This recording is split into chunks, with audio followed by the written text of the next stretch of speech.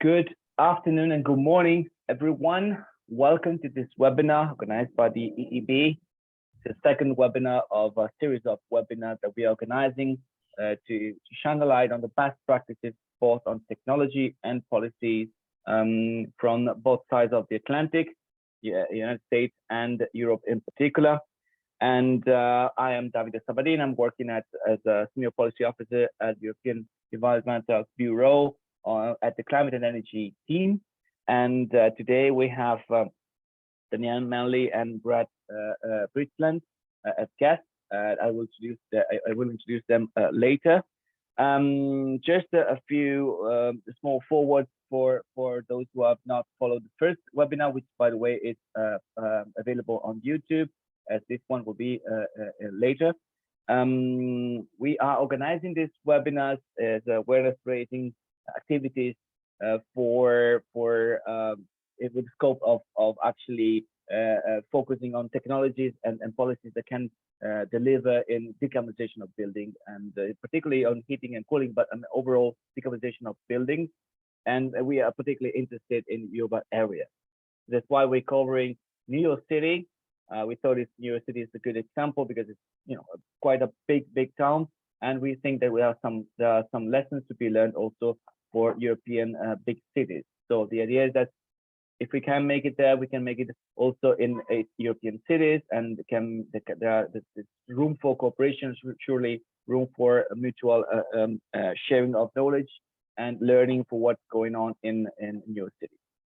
Talking about what's going on, I also like to mention the fact that this webinar arrives in the context of quick development of the decarbonization of building policies in Europe, because we just had a couple of days ago the draft of the industry committee of the European Parliament on the energy performance of buildings directive, which, among other things, introduced new articles on integrated district approach for building renovation, and then includes life cycle emissions for new buildings, and there's a remarkably and explicit prohibition of fossil fuel heating in new buildings from entry into force of the directive, meaning a year or two. An explicit prohibition of fossil fuel heating in existing buildings, again from entering the force of the direction, which is a big thing if it will be voted by the plenary and then end up being in the directive.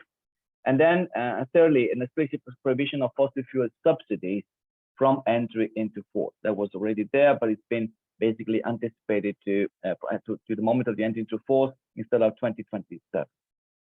And lastly, the aim to phase out fossil fuel consumption in heating and cooling by 2035, meaning removing any fossil fuel heating technology which is or might be in place by then. So among other things, also solar rooftop obligation for existing building in case of major renovation, and rooftop renovation or replacement or technical building systems. So and then a series of more stringent requirements for rooftop in public buildings in terms of obligation. So big let's say big challenging obligations for the building stocks in Europe, either both the existing one and the new one. We'll see how this develops along the legislative process. But as for now, let's see what's happening on the other side of the Atlantic. So I'd like to introduce as our first keynote speaker, Danielle Manley. She's a policy manager at the European Green Council. She's been following very closely the policy making in New York when it comes to building decarbonization. And that's the topic of our introduction today. So without further ado, I leave the floor to Danielle. Thanks, David, for that introduction. So yeah, as David said, I'm Danielle Manley. I'm the policy manager at Urban Green Council. I'm going to walk you through some really exciting things that have been happening over the past decade here in New York City, and to some extent also New York State, that have really laid the groundwork for green buildings. So I'm just going to share my screen with you. Bear with me 1 second. And let me know if you can't see these slides, but I think it should be good. I'll start at a little bit of an introduction of who we are at Urban Green. So Urban Green is a nonprofit organization based in New York City with a mission to transform buildings for a sustainable future in New York City and around the world. And we work to lower the carbon footprint of buildings. And we do our work in 4 key ways. First is that we convene experts and stakeholders on key topics to build consensus on solutions for buildings. Second is we perform our own in-house research so that we ground our work in data and so that the policy solutions that we explore are grounded in the best available science on building energy use. Third is what I'll talk a lot about today is we advocate for green building solutions through policies that build on that consensus building work and our research. And since 2010, we've advocated for more than 80 pieces of legislation that affect the way buildings perform, how sustainable they are, and the energy and carbon that they emit. And last, we educate people who work in building trades on green building practices, ranging from architects and engineers to trades workers like plumbers and electricians, operations and maintenance staff, so that we ensure that we have an educated workforce working in buildings. And it's actually our largest team at Urban Green. And to date, we've educated over 36,000 workers across the United States and Canada. And so we do all this work because buildings matter. Buildings are important because they consume lots of energy. Around the world, buildings consume nearly 1/4 of all energy. In the United States, that's even higher. Buildings consume about 40% of all energy use. But in New York City, buildings consume almost 80% of all energy citywide. And all of that energy means big carbon emissions. In New York City, buildings are the #1 contributor to carbon emissions citywide. These 2 areas that are highlighted in green here relate to building emissions. So electricity and steam use, this is from 2019. Electricity and steam use in buildings makes up about 28% of all carbon emissions across the city. And then the biggest source of emissions, 40%, comes from burning fossil fuels like natural gas and fuel oil to provide heating and hot water, which together is more than the transportation and waste sectors combined. So because buildings play such a big role in how New York City contributes to climate change, there's a lot of solutions focused on minimizing carbon emissions from buildings. So in making this presentation for you today, I actually, I realized just how much New York City has done in New York State when we put it all together in one presentation. It really is a leader in transformational policies for reducing energy and carbon in buildings. So I'm going to try and cover that breadth of information for you today, but I also don't want to make it just too boring talking about policy after policy, but there really is a lot going on here. So I'm going to start off with a little background around building energy legislation in New York City that led to the foundation for some of the more recent progressive policies that we've seen. And when we talk about reducing carbon in buildings from a policy perspective, we really think about it in 2 groups. We think about it in new buildings that are constructed and making sure that they're built to operate in ways that use less energy and use less fossil fuels. But in New York City's context, what's even more important to think about are the buildings that exist now, because the vast majority of them are going to still be here in the year 2050. About 85% of the buildings that we will have in the year 2050 are already built. So making retrofits to the existing building stock is going to be the major way that we can decrease carbon emissions from buildings in New York City.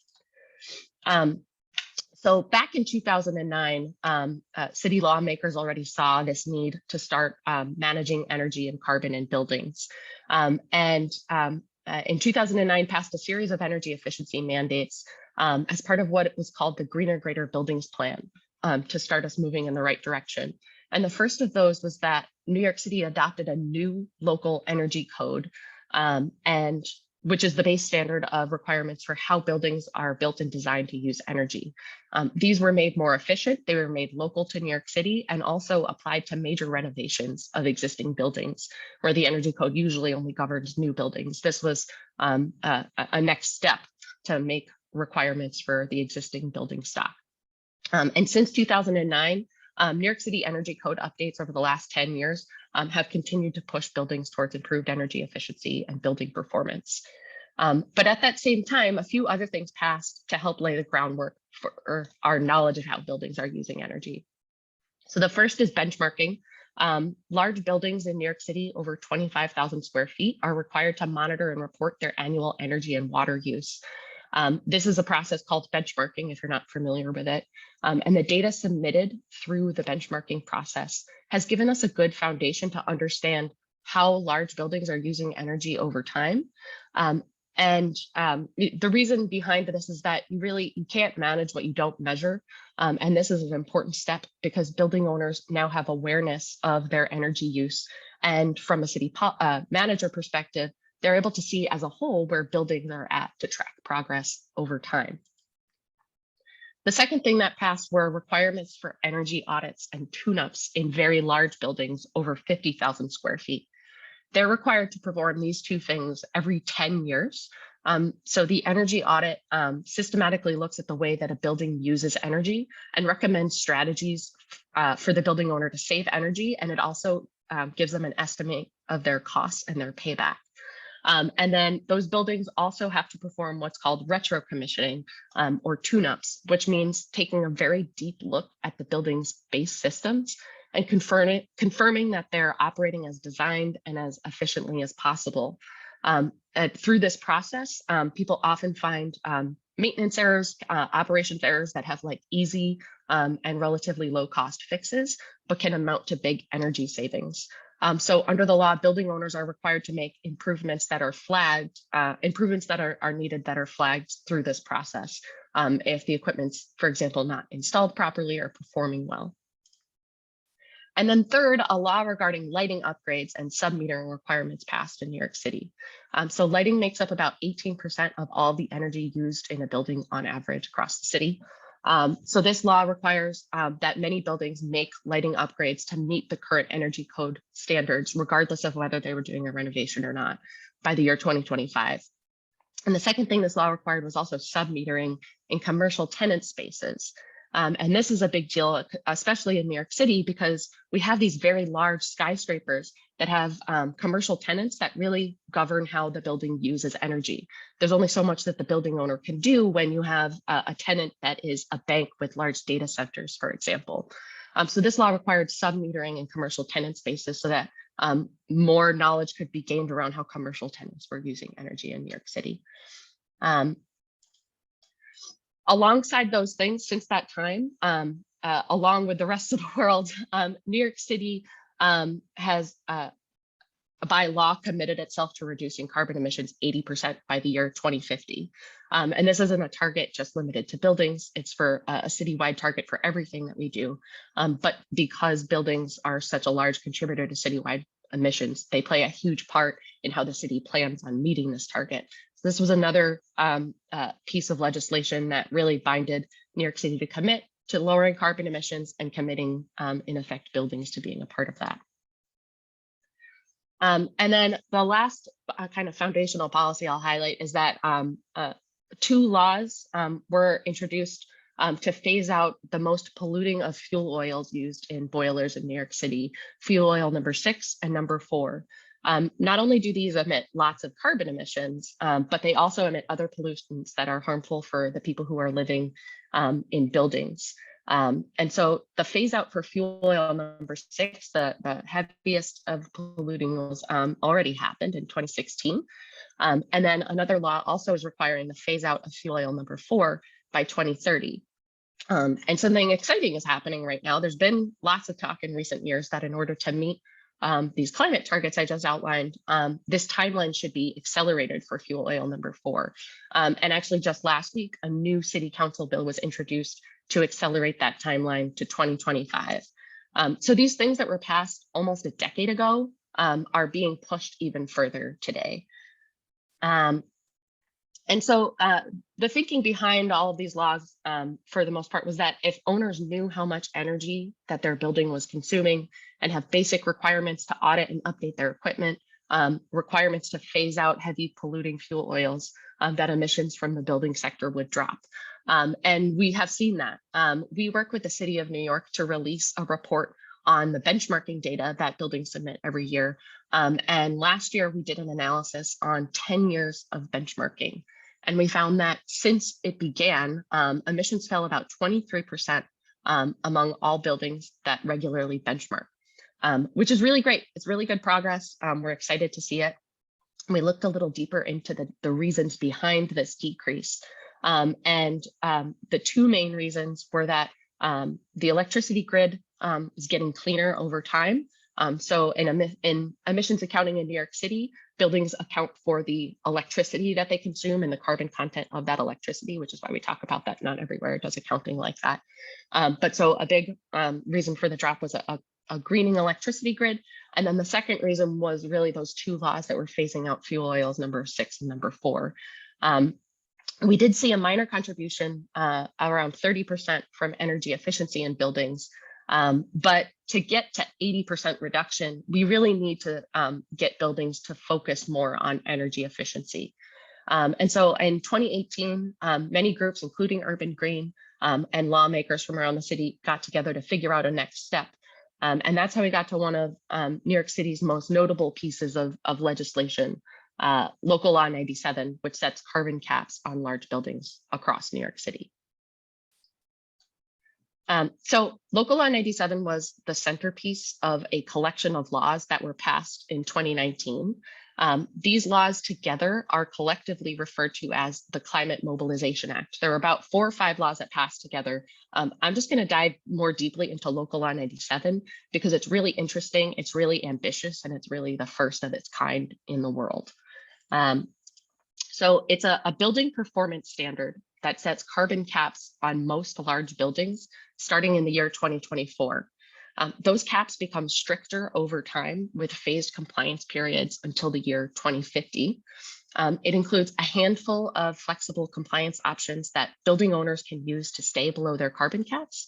And it also offers a bit of leeway for some affordable housing that can choose to perform what's called the prescriptive path, which is a low-cost checklist of energy efficiency upgrades rather than meeting the strict carbon limits, but that's only for a select number of buildings. And if building owners don't comply with Local Law 97, they'll have to pay a fine for every ton of carbon that they emit above their cap each year. So Local Law 97 covers buildings that are over 25,000 square feet. It covers 2 or more buildings on the same tax lot that together are larger than 50,000 square feet. And it covers 2 or more condo buildings with the same board of managers that together are larger than 50,000 square feet. And this means that the law covers most buildings that are already required to be benchmarking their energy use. So the data does exist on how much energy these buildings have been using, and it builds upon that. And to put it into context, New York City has over 1 million buildings, but Local Law 97 only covers around 50,000 of them. And a lot of these laws in New York City, including Local Law 97, focus on this group of large buildings because while they make up only around 5% of New York City's total buildings, they cover 60% of the floor area and nearly half of all carbon emissions from buildings. So from an administrative perspective, this is important because there's fewer buildings to monitor and oversee while covering a really large portion of the city's greenhouse gas emissions. So the law has a lot of impact. The carbon cap in Local Law 97 is an annual carbon limit that buildings have to meet or stay below every year. It applies to the total energy that is used in a building, and it's a carbon intensity limit, meaning that it's measured in metric tons, meaning that it's measured in how much carbon building emits in the floor area, and that's measured in metric tons of carbon dioxide per square foot. The law, as I just mentioned, is implemented in phases. So the first compliance period will begin in 2024 in 2 years and go through 2029. And at that time, many owners are going to have to start tracking and reporting their emissions and take steps to lower their carbon emissions if they're above the set cap for that year. Then the second compliance period begins in 2030. And at that time, the carbon limits for all buildings are lowered, meaning that they get more stringent. And this means that more buildings are going to have to take action to reduce their carbon emissions. Those that maybe were already emitting below their first compliance period cap will now be subject to the limits and have to make changes, or else they'll face fines. And then there are limits coming for later compliance periods after 2035, which will be even stricter, but they haven't been set yet. The law assigns carbon caps according to 10 occupancy groups that are assigned under the law. So they're assigned to each of these 10 building types. I pulled out 3 of them as an example. We have multifamily buildings, we have offices, and we have hotels. And under the law, each occupancy group is assigned a limit expressed as carbon per square foot. So for example, in apartment buildings, in 2024, that limit is 6.75 kilograms of CO2 per square foot. And then in 2030, that drops to about 4 kilograms of carbon dioxide per square foot, meaning that their overall carbon budget is lowered. And using that limit, a building owner can calculate their individual building carbon budget for the year. Each building has its own unique carbon budget. And you get that by multiplying the square footage of your building by the limit that is listed in the law for that particular building type. So in this example, we have a 100,000 square foot multifamily building. And we know from the previous slide that that limit is 6.75 kilograms in 2024. And what you're left with is an annual budget of 675,000 kilograms of carbon that it can emit in 1 year. So once this law takes effect in 2024, a building owner has to ensure that they keep their emissions below this individual carbon budget, or else they face fines for each ton of carbon that they emit above that cap. And so most owners will have a few ways that they can demonstrate meeting those carbon limits each year. The first is that they can make building improvements that directly lower their carbon emissions. They can do that mainly by decreasing the amount of energy that they use, by improving the energy efficiency of the building systems. And in particular, what's going to be really important for New York City's buildings is to switch to lower carbon energy resources, mainly by electrifying their heating and hot water technologies to something like heat pumps that efficiently heat and cool buildings with clean electricity. So if this isn't enough to meet the carbon limit, and for some buildings it won't be, there's a few other options. Owners can also take advantage of flexible compliance options that are offered by the law. So the first is that they can purchase up to 10% of the emissions of their total cap from carbon offsets. The rules around what counts as a carbon offset are being set right now. But this is one way that offers a little bit of flexibility. The second is that owners are allowed to buy renewable energy credits to help make up for a gap in their emissions. But they have to be local, meaning they have to be renewable energy sources that are located in New York City or that sync directly into New York City's electricity distribution system. And then the third is that building owners could also deduct from their total building emissions by installing clean distributed energy technologies like rooftop solar or battery storage. If all of this doesn't get a building owner below their cap, they're going to be responsible for up to $268 per ton of every carbon, per every ton of carbon that they're above their cap each year. So they have a lot of motivation to act. And the last I just mentioned, owners are the ones who are ultimately responsible for the carbon that their building emits and for paying any fines for being over the carbon cap. And so they demonstrate their compliance by submitting a report each year that reflects the building emissions from the year before. And all compliance reports have to be signed off by a registered design professional who looks at the building and says, yes, this is accurate. The data is accurate in terms of their carbon emissions this past year. That was a lot of information. I thought that this audience would be particularly interested in Local Law 97. So I wanted to dive a little deeper there. I'm going to touch on just a couple of other things that are going on here before I turn it over to Brett. So a few things that also passed at the same time as Local Law 97 were sustainable roof laws that require solar panels or green roofs on all new construction and also on existing buildings that make major roof renovations. These laws cover all building types and sizes, so not just really large buildings. It applies to any building as long as it has enough space for what's called a sustainable roof zone. This law went into effect at the end of 2019. So we're seeing new buildings go up with sustainable roof space on them, which is very exciting. The second are building energy efficiency grades. These began in October of 2020, and these are energy efficiency ratings that are being posted in every public entrance to buildings that benchmark. They're kind of similar to a restaurant level grade you might see in New York City, where it tells you a grade of the health of the kitchen, but this is a grade that tells you how energy efficient the building that you're walking into is. And these are aimed at making energy efficiency information more accessible to the public. So the grades include a number and a letter grade that's their energy efficiency score according to Energy Star. These are assigned annually, so there's a new one each year.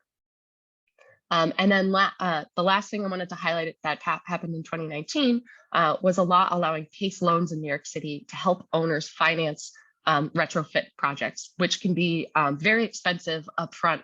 So PACE, which stands for Property Assessed Clean Energy, provides financing for up to 100% of the cost of projects with little or no money down, long repayment timelines that are sized to the project savings. And they're designed so that the loans are repaid through the building's property tax bill. And if the building changes hands, the loan stays with the building itself. We released a fact sheet on PACE. So if you're interested in learning more, I can share that around with everyone. And then finally, at the end of last year in New York City, another new piece of groundbreaking legislation passed, which requires all new construction to be built without the use of fossil fuel equipment. So this law is essentially a pollution limit on new construction. And as written, it prohibits the combustion of fuels in new buildings that emit more than 25 kilograms of CO2 per million British thermal units of energy, which is far below the emissions of either natural gas or fuel oil. So in essence, it phases out any kind of fossil fuel burning in New York City. It's phased in over 2 timeframes by building size to allow time for the market to ramp up with more products and training and design strategies for larger buildings. So beginning in 2024, all buildings that are smaller than 7 stories tall that are new construction will be required to be built all electric. And then beginning halfway through 2027, buildings over 7 stories will also be required to be built all electric. There's some minor exceptions for certain uses where it's infeasible to use all electric, like certain manufacturing for hospitals and commercial kitchens. But the majority of all new buildings in New York City will be all electric starting in 2027. So this was a really big win in the next step for phasing out fossil fuels in New York City. Very quickly, I'm gonna just brush through a little bit of what New York State is doing before turning it over to you, Brett, because the reason I wanted to cover this is that I just touched on a lot of laws that New York City has authority to regulate, but one of the key things we need to focus on for electrifying our building stock is making sure that we have an electricity grid that's powered by renewables. And that's really regulated at the state level. So we've been increasingly looking to state lawmakers to help drive emissions reductions from the electricity grid that's powering buildings. And the main piece of legislation doing that is the New York State Climate Leadership and Community Protection Act, which mandates emissions reductions 40% by 2030 and 80% by 2050 from New York State. This law also prioritizes requirements for, it also includes requirements for prioritizing low-income communities and other disadvantaged populations in the state as we transition our economy off of fossil fuels. And the major component of the plan are requirements for decarbonizing the electricity grid. And so this CLCPA, which we call this legislation for short, mandates that we have 6,000 megawatts of solar power and major energy efficiency saving targets by the year 2025. It ensures that the electricity grid makeup will come from 70% renewable energy by the year 2030, and a big increase in storage capacity by that time as well to help manage the energy demand. It also includes a rollout of 9,000 megawatts of offshore wind by 2035 and a goal of 100% zero carbon power by the year 2040. And these energy targets will be the main drivers to help power New York's electrified building stock with clean, renewable energy. So New York State is actually already well on its way to meeting these renewable targets. The image at the right here shows that in 2020, renewables made up about 20% of the state's total electricity supply, with the target being 70% renewables by 2030. And on paper can look like a lot of work in a short amount of time. But actually, the chart on the right shows that as of today, New York State already has projects in the pipeline that are either under construction or have been awarded contracts to begin construction for renewables that would supply enough power to provide 63% renewable energy by the year 2030, meaning that we only have a little bit more to go to make sure that we hit our statewide target. And what's important for New York City is that it's historically been challenging to site and transmit renewables into New York City because the region is so small and there's many space constraints for siting new renewable projects and for siting new transmission to get upstate renewables downstate. But just this spring, 2 big projects were approved that will deliver new renewables into the New York City area, which will provide enough renewable energy to meet 1/3 of the city's existing electricity demand by 2027. So we're making progress really, really fast, and buildings are quickly getting access to more renewable power for electrified buildings. So I know I just covered a whole lot. If we share the slides afterwards, here's a summary of everything that I kind of just covered that has laid the groundwork for New York City and New York State. And I'm gonna turn it over to you now, Brett, to talk about what RMI is up to. Thank you, Danielle. Maybe before Brett kicks in, let me just introduce him because I didn't do it before. Thanks a lot, Danielle. We got already a few questions for you, but I will reply when we take all the questions after the presentation of Brett, so we'll bundle them together. We also have some questions from the office in Brooklyn. So thanks a lot again. And Brett is Brett Richland was already our guest in the previous webinars. As I said, he is a manager at RMI and he's leading the carbon-free building program. So Brett will bridge the gap from the micro to the macro, so let's say, and it's going to dwell into the technicalities and how the process such as the Empire State Building and other tall building decarbonization project can pave the way to the more broader, let's say, endeavor that the whole New York City is taking on. Basically, how what lessons we can learn for those projects in a way that can be actually they can become the kind of the mainstream into the whole of the building stocks in New York City.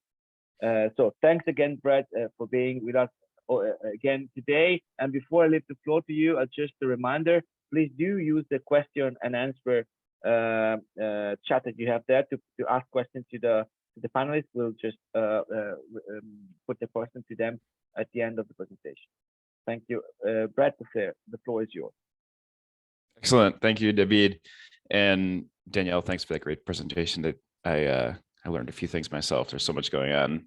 And really, in that context of all these converging policies and this market momentum, I wanted to take just a 10 minutes or so, I'll do this kind of concisely, to describe some of the work that's happening on the ground to start implementing this, because with the convergence of these policies that are mandating significant decarbonization by 2050, buildings that look like this, tall buildings in New York City, are going to have to figure out how to decarbonize heating systems. And so energy efficiency can't get all the way to 85%. And so we're starting to think about actual decarbonization off of fossil fuels. And that will be, as concurrently the grid is decarbonizing, as Danielle described, electric heating sources, specifically heat pumps, are going to be the runaway climate favorite as far as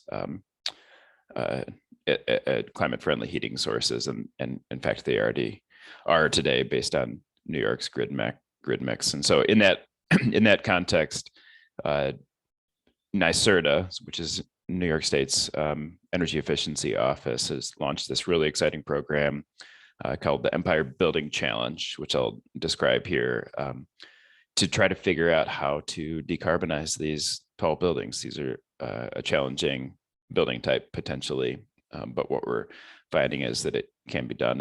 And I've had the privilege from my seat at working as a manager at RMI that we've been able to support NYSERDA in this innovative program. So Danielle, next slide, please.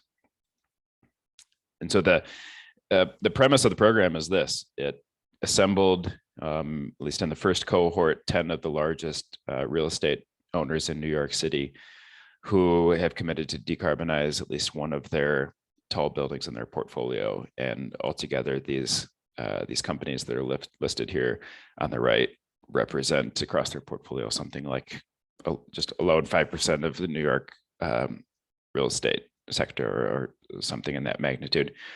And so NYSERDA and a group of consultants worked with these real estate partners and their top-notch consultants to try to figure out decarbonization solutions for tall buildings, a challenging building type.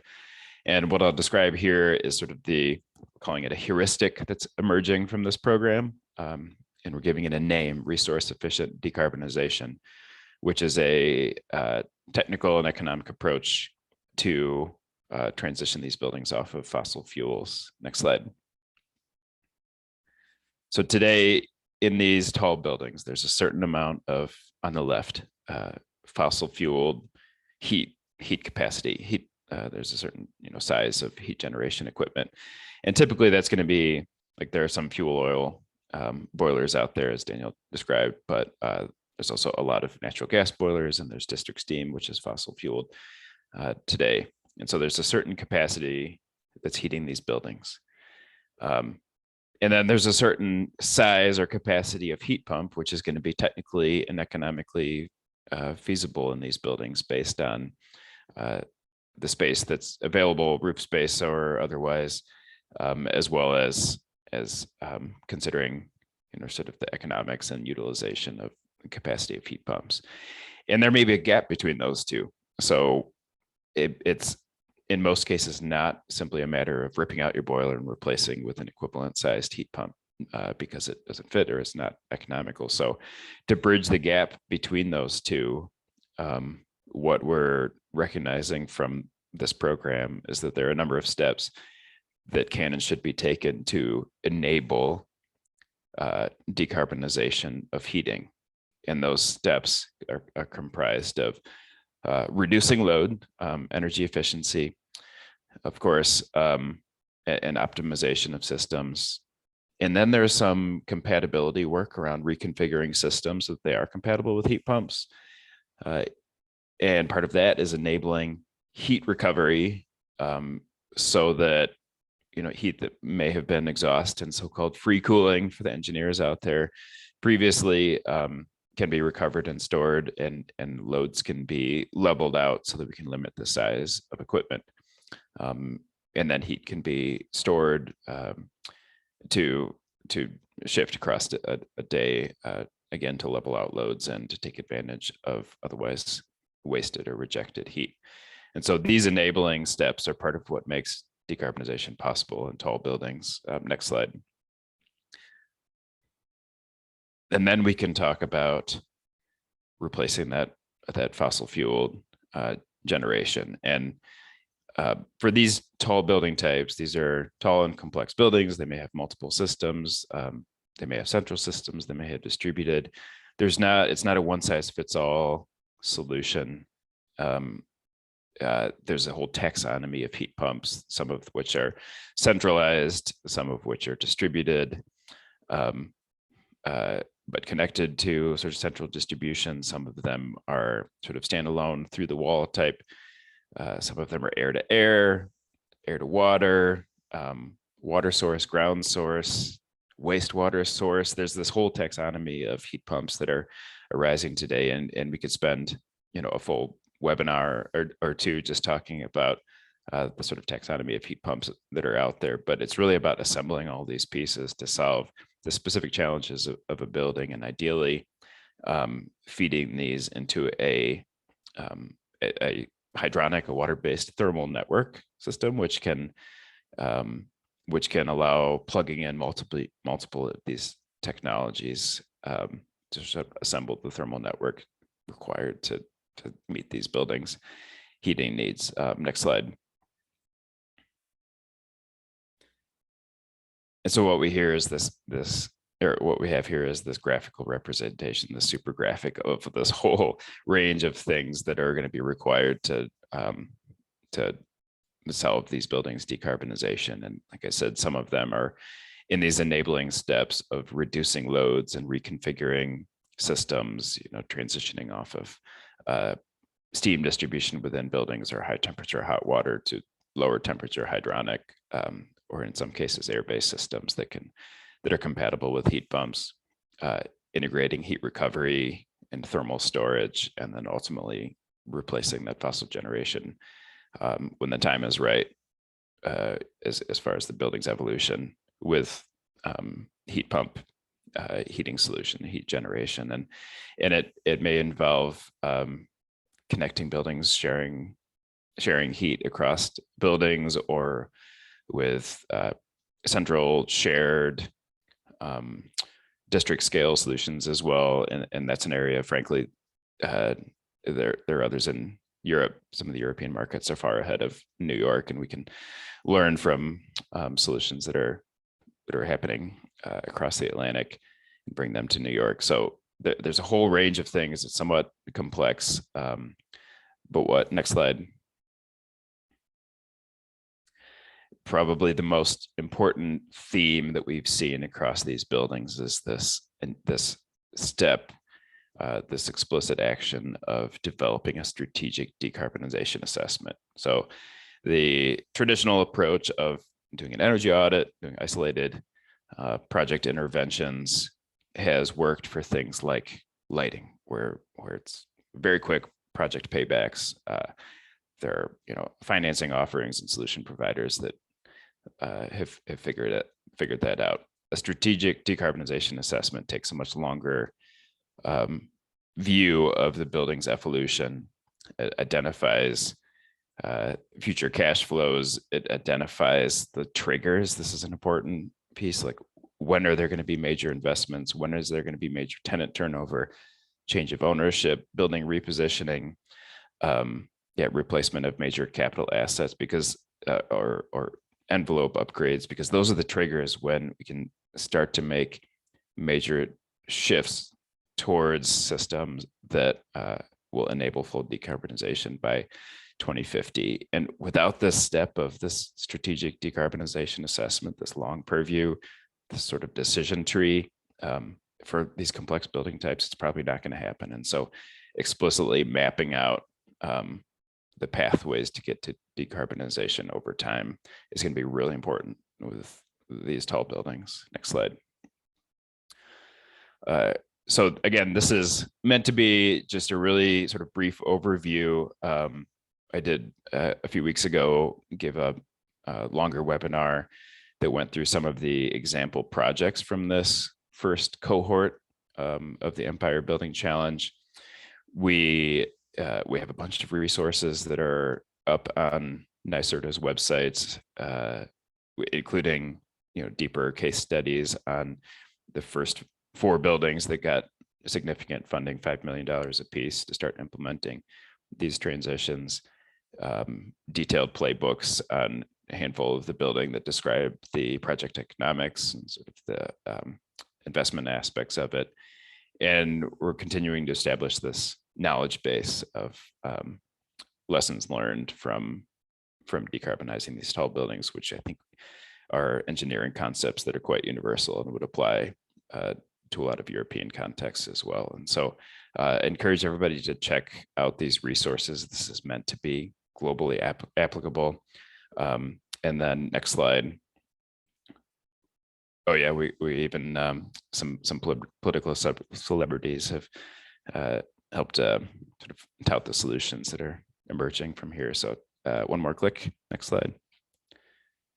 And then one other exciting thing I think to keep an eye on, there's going to be launching shortly, still this year, this exciting technology accelerator program called the Empire Technology Prize, which is meant to advance the technologies and solution providers who can do this decarbonization of tall buildings specifically. And so this program, this prize program is meant to have a global reach and pull in best practice technologies and solutions from around the world. And so if there are European companies that have breakthrough solutions in this idea of thermal networking, or tall building, challenging building decarbonization, this could be an opportunity to break into the New York City marketplace potentially. And I think there's a lot that we could do to exchange best practices across the Atlantic, share both ways.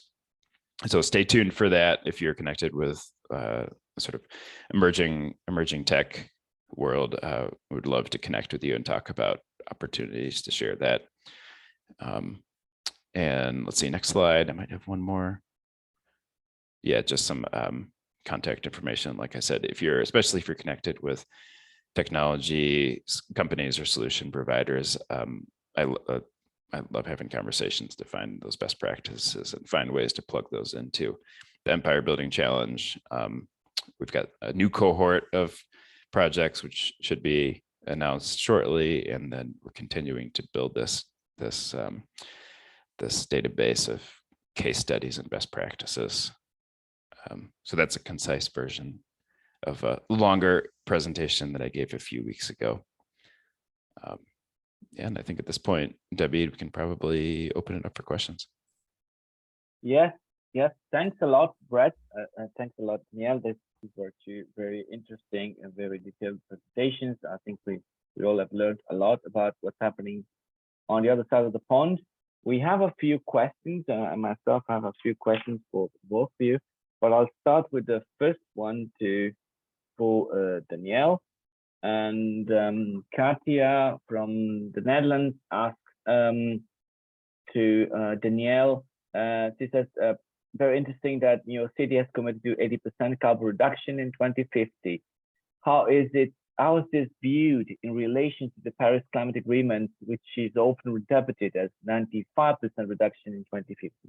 Meaning, is there any debate, any talk of linking the two, that target to the more global target? Yeah.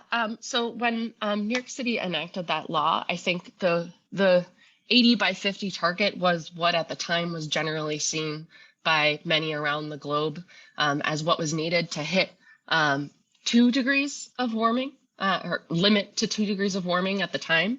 And it was also at a time where New York City really wanted to demonstrate its commitment to global targets, even as maybe national politics weren't following along as much. A new law hasn't, as things have been evolving to try and meet 1.5, a 1.5 warming instead of 2. No new laws have been passed to get there, but I think that there is a mind shift happening among lawmakers in New York City to see that we actually need to commit ourselves to more. While now the target may be a little bit outdated, I think, I can't say for sure, but I think it might be safe to say we might see something coming down the line a little bit later that is more in line with newer and more aggressive targets for lowering carbon. Thank you, Neil. And there's another question. There is more. Stefan Fasti asked a few questions. I'll take the first one, which is very clear. And it says, what size of human habitats are the best suited for the zero carbon as soon as possible? Ecosystem restoration and peace. Specifically, are mega cities good models? I guess that's some sort of some lack of trust in the fact that a big city as New York City can go carbon neutral or can be a model. Do you have an opinion on that, Danielle? I can't say specifically. I don't kind of work in some of these specific areas of this question, but I think generally condensing living arrangements into cities or bigger cities that are also designed well to use energy efficiently and to use resources efficiently are a key way to lower emissions and get us close to zero carbon as we can as quickly as possible. I think that's a goal that we all agree on. And I think a mega city could be a good model, a city like New York. But I also think, older cities often have a lot of challenges with getting fully decarbonized because of the existing building stock that's there, the existing resources that are there. There's lots of construction and renovation that needs to happen. So, as new cities are built, or as new buildings within cities are built, trying to make those as efficient as possible and as low carbon as possible is, where we need to go. I think that's going to make sure that anything new we do is low carbon, at least, while also focusing on retrofits, which might take a little bit more time. Yeah, and I would note, in Danielle, I'm sure you're more familiar than me even, there's a small city in upstate New York, Ithaca, New York, which has recently committed to full decarbonization on an even more aggressive timeline. And it's much different typology than New York City. It's like low rise, maybe up to mid rise buildings. And so it's a different set of sort of potentially more sort of commoditized solutions, I think. So it can be done, but it's just a matter of having the political will and organization, I think, to get it done, and the solution providers ready to implement it. Yeah, I think Ithaca's target is by 2030 to have all the building stock fully electrified. And they have a new local energy code that's requiring all new buildings to be all electric. But yeah, they have a very aggressive timeline. It's a city where, if you've heard of Cornell University, it's the city where Cornell is based. And they're doing a lot of exciting work there. They have older building by the US standards. They have older buildings there. Some are, maybe up to probably not much more than 7 stories tall downtown. So yeah, definitely a little bit lower rise, where the technology is also a little bit more there than really high rise buildings, where we're waiting on some technology to catch up in New York City. Ithaca probably has a better chance of being able to achieve the target sooner. Yes, indeed. What is fascinating about New York City is the fact that we all know that there are a lot of skyscrapers, and therefore, and the density, especially in Manhattan and the areas surrounded, is so remarkable that it makes the challenge. To known expert, looks like the challenge is almost impossible. But we actually learning that it's not at all impossible, and it's actually being tackled in a proper way.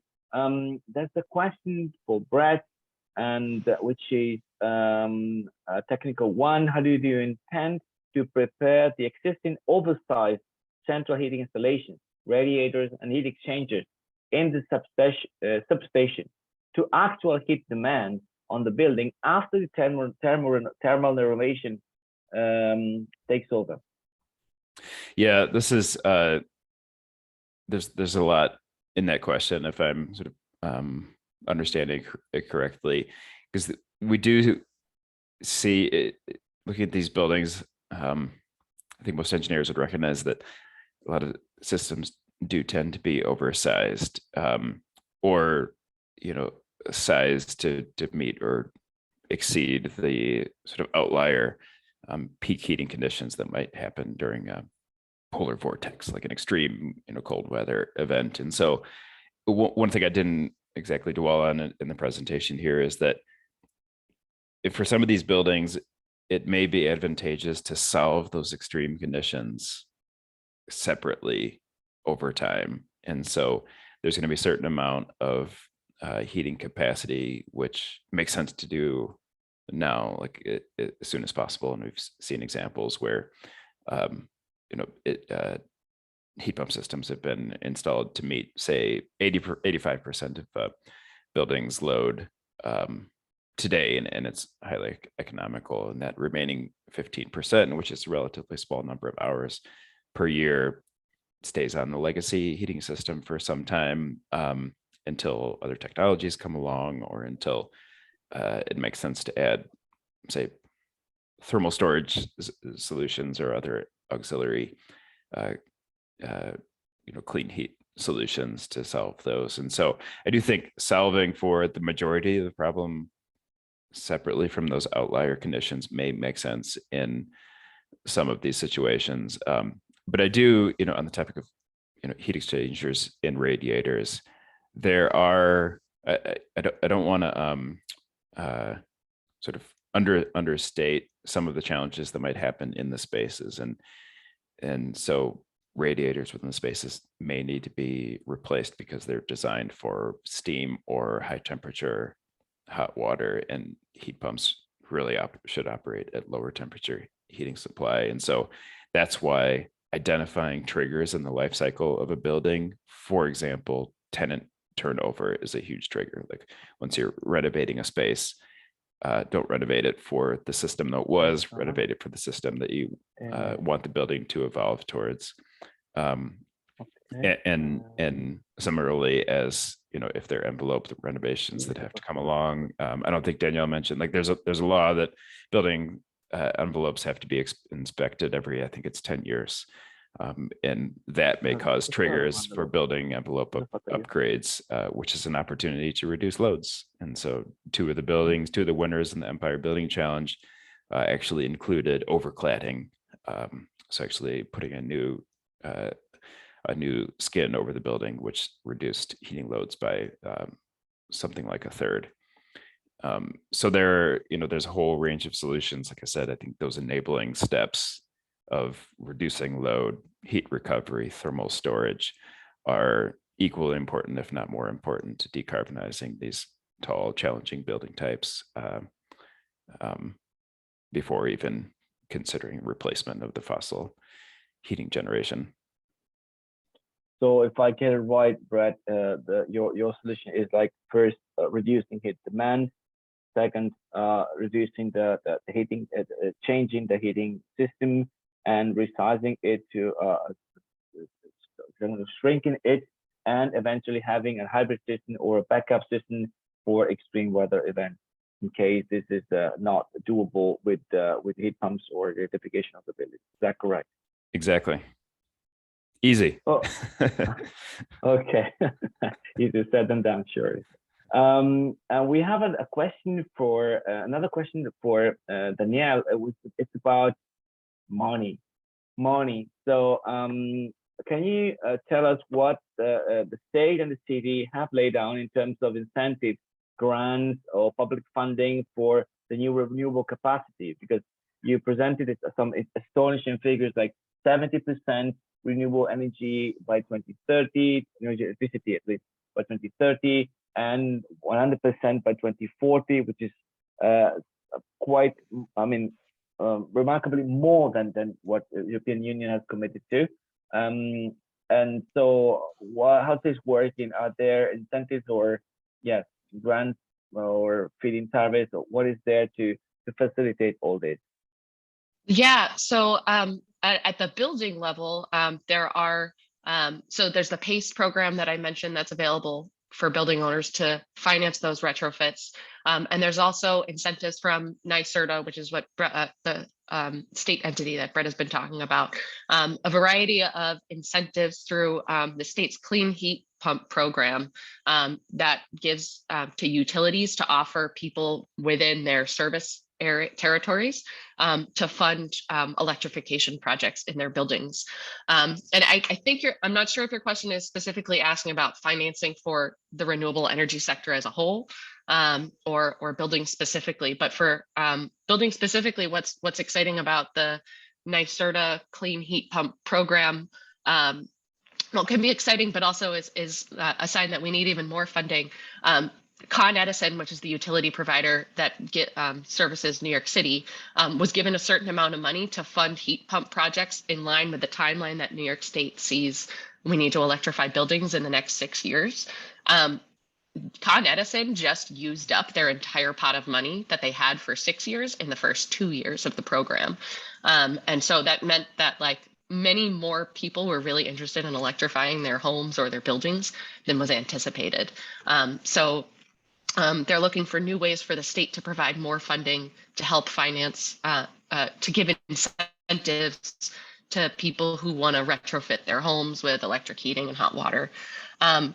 In terms of procurement for the larger statewide renewable energy targets, I don't know specifically where the state is getting its exact funding to finance these renewable energy projects, but through the Public Service Commission, which manages and oversees the state's utilities, they have been undergoing a series of solicitations for offshore wind, for new onshore wind power upstate, where there's lots of opportunities in onshore solar, to give contracts for new renewable development projects.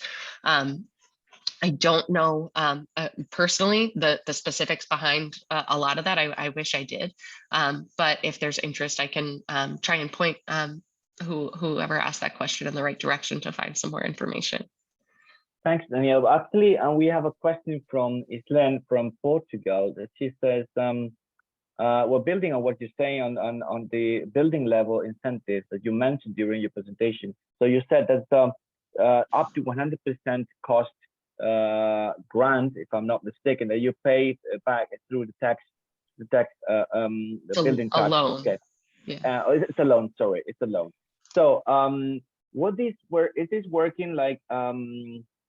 this working like a sort of pay as you save scheme? Meaning, I mean, is this the tax kind of tailored around the fact that you saved a certain amount of money, therefore you don't go, you end up paying the same as you would have paid in case you didn't do the reservation? Or is it, how is it working? Sort of, or are you actually going to pay more of your tax because you have to pay back the loan? So the PACE specifically is, I'm not sure if it's available in Europe or not, but it's available in a few different states around the United States. So it's a financing mechanism where someone who wants to perform an energy efficiency or renewable energy project in their building connects with a lender who agrees to help finance their project. So it does have, they are sized to the energy savings. So ideally, the cost of the project is spread across a number of years. It's very project specific and specific with whatever lender that you connect with, and the amount of money that you're asking for, how much money that, what your timeline is. It's basically set on an individual project basis with the lender and with the PACE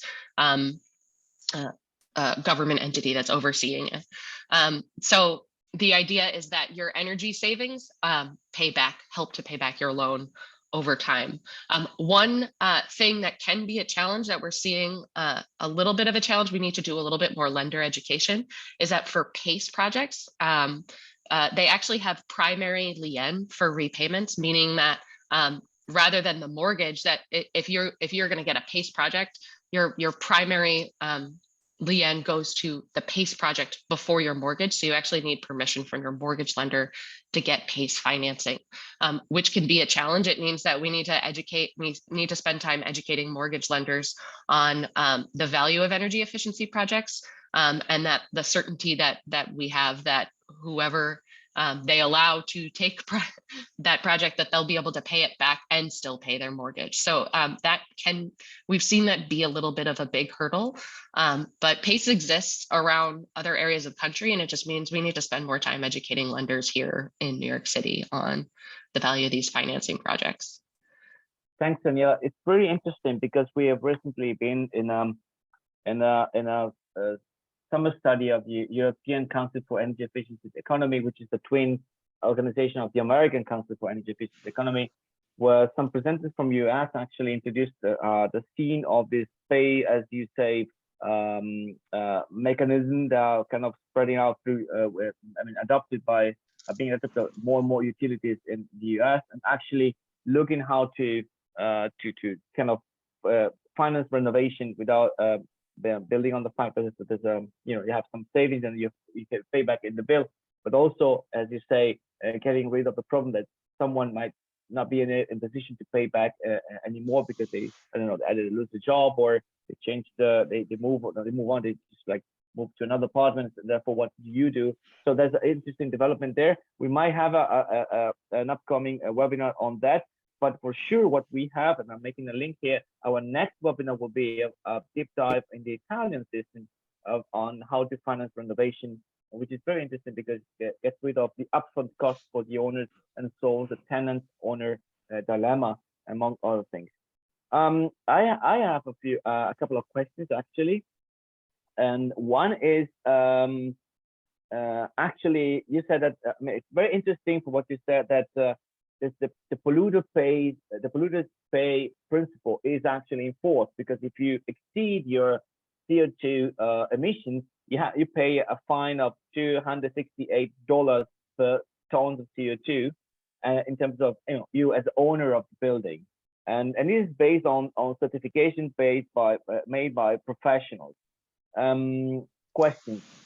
To the extent of your knowledge, are there misbehaving? Are there like cheat, like fake certifications or stuff like that? Because it seems like the obvious thing to do unless there are random controls or what. So for at least for the carbon cap law, it goes into effect in 2024. So there hasn't been an opportunity yet for anybody to kind of try and game the system. But it is designed. So benchmarking, I'll start with benchmarking. So benchmarking is that tracking of annual energy and water use. That's really self-reported by building owners and managers. It's looked at by the city sometimes, and if it seems like really out of whack, someone might come and question what you're doing. But that's really self-reported by the building owner in terms of their energy use, but increasingly it's been linked directly to utility data. So there's not an opportunity for the building owner to, whoever is submitting their compliance, to intervene. It's just directly from the utility, and that utility data is submitted for them. And it makes compliance a lot easier for building owners, and they like it because they have to do even less to try and comply with the law. But for the building emissions law, there's actually a requirement that it be signed off on by a registered design professional, someone whose own professional stake is at risk if they lie about this. So the building owner can't just submit and say, yeah, we burned less fossil fuels this year and our emissions are going down, just trust us.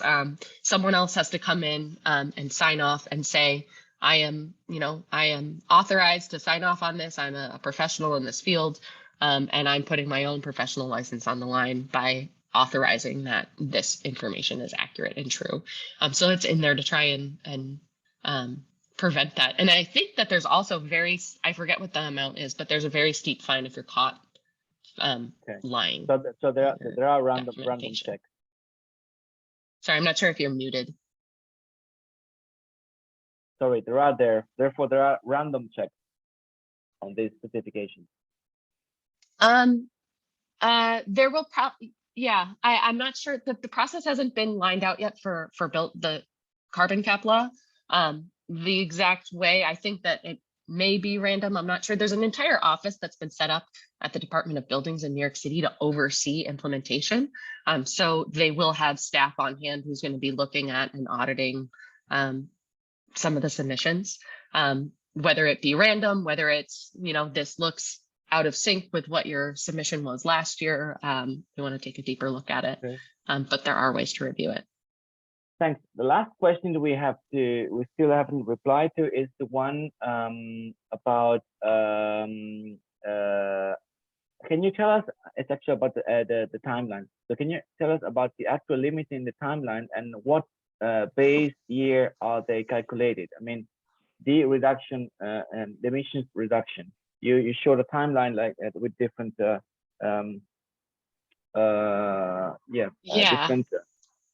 Let's say keystones. No, it's like more important moments where you have to kind of lower your emissions and adapt your emissions. Where is this coming from? What is the baseline? Yeah, so that's a great question. So the baseline is set off of when the law was written and passed in 2019. So it was designed according to how buildings were using energy at the time. So I mentioned that there are 10 different groups of building types that are listed in the law. And so it was based on the data set of how buildings in those 10 types were using energy at the time, which I think the most recent year when they were writing it was 2017 information. So based on their 2017 energy use, it said basically an average, it looked at that and said an average emissions, I guess, I don't know what the word is, baseline for how that group of buildings use energy. And then it assigned a limit to each of those 10 building types. So apartments and offices have two different targets that they're trying to meet because they use energy differently in the first place. And those are what go down over time. So those individual grouping of limits per square foot go down. And the first two, and then the question was the timeline for them. So the 2024 limits have been set and the 2030 limits have been set, but the time period between 2035 and 2050 has not been set yet. We actually expect that to come through rulemaking in the beginning of next year. So we don't have a specific of what that is, but in general, it is in line with creating a straight line between the baseline and the end target, which 2050 has in the law has a citywide average target for all buildings, not one for each of these 10 building types. So the idea is that it's creating a straight line down 80% from that time period to 2050. But exactly how to get there might change a little bit for 2035 and beyond. So yeah, that's the timeline, is that we have those numbers through 2034, but then after that, those specific ones are still to be set. Thanks a lot, Danielle, very clear. And I think that with that said, we've reached the end of our time. And I'd like to thank you and thank also Brad for being with us again. And just I want to remind everyone in the audience that we will put in this in YouTube, so it will be available afterwards, and we will send the presentation to the registered participants. Thanks a lot again, and see you next time. Bye. Thanks for having us.